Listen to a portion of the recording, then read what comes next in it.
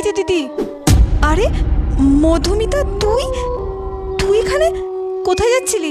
এই বাবার বাড়ি যাচ্ছিলাম। বাবার বাড়ি যাচ্ছিলি? ও, তা তোর বাড়িতে সব ঠিক আছে তো? হ্যাঁ। তুই কোথায় যাচ্ছিলি?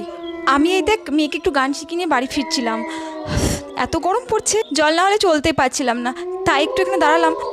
কিন্তু তোর কপালে, হাতে, মুখে ওগুলো সব কিসের দাগ? মনে হচ্ছে কেউ খুব মেরেছে। এগুলো এমনি চোট লেগেছে পড়ে গিয়ে। এই নে, তুই জলের বোতলটা রাখ। আমার দেরি হয়ে যাচ্ছে, আমি আজ আসি। কিন্তু মধুমিতা দাঁড়া, তোর সাথে একটু কথা ছিল। মধুমিতা, এই মধুমিতা, কি ব্যাপার? হঠাৎ কোথায় যেন চলে গেল, বুঝতে পারলাম না তো।